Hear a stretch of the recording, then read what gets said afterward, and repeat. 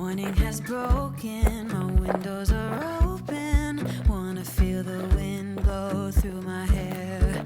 Which way do I follow? What happens tomorrow? I turn to you and hope you can guide the way. Sometimes I give up, just wanna be on my own. The Camino Primitivo was not my first dance with the Pilgrim's Path. In fact, by the time I'd laced up my boots for this journey, I was deep into what could only be called a full-blown pilgrimage obsession. I had already traversed the Camino Frances, twice, followed by the Camino Portuguese and the Via de la Plata, and that doesn't even include the treks that I had taken outside of Spain. But this time was a little different. From the rugged climbs to the challenge of finding places to rest my weary feet, the Camino Primitivo tested me in ways I hadn't quite expected. The Camino Primitivo isn't just a path, it's a journey through time, tracing the footsteps of King Alfonso II, who centuries ago became the first pilgrim to visit the tombs of St. James. This ancient route begins in Oviedo and weaves through northern Spain's rugged landscapes, its dramatic mountain peaks, its emerald valleys, and the whispering forests that seem to hold secrets of the past. At just over 300 kilometers, it's not the longest Camino, but it is among the toughest. The steep climbs and remote stretches test your endurance, while the solitude invites reflection. It's a path less traveled where every step feels like a nod to history and every vista a reward for your perseverance. For those who dare, the Camino Primitivo offers not just a journey to Santiago, but a journey to the soul of the Camino itself.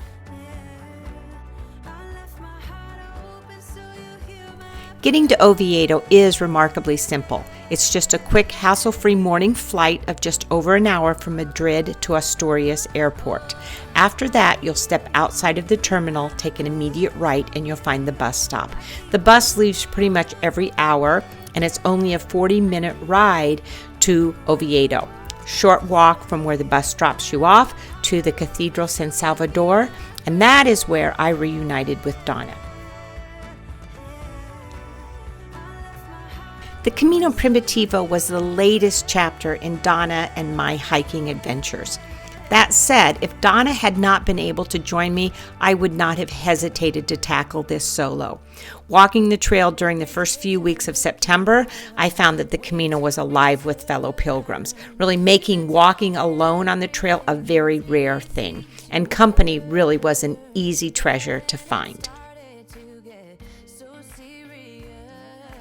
Following the guidebook's suggested stages, we completed the Camino in 13 days.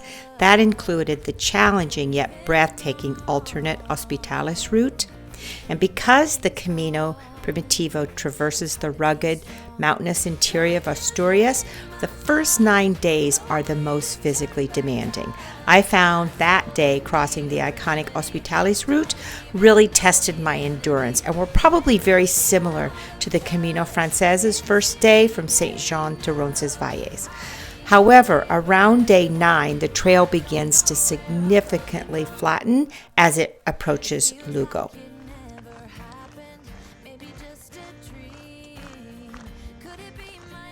The Camino Primitivo is a bit pricier than routes like the Camino Frances or Portuguese, mainly due to its remote nature and fewer budget-friendly options. Meals can also cost slightly bit more because they have fewer pilgrim menus available. Still, the stunning scenery and unique experience made it worth the investment for me. Daily costs averaging between 35 and 50 euros for accommodations, meals, and essentials. I will add that although it is less traveled, we found this route surprisingly crowded. For the first 3 days, we had difficulty in securing accommodations, so we switched to booking ahead using platforms like Booking.com along with our guidebook. So for a detailed list of stays, I've included a list in the description for your planning. Now, the Camino Primitivo is very well marked with yellow arrows and scallop shells on walls, rocks, and trees. And while generally reliable, marking in rural or mountainous areas can sometimes be hard to spot due to weathering. So to stay on track, I used my Camino Way app, which also offered a GPS tracker and route details for extra confidence. Given its challenging terrain and variable weather conditions, proper gear is essential for a successful hike on the Camino Primitivo.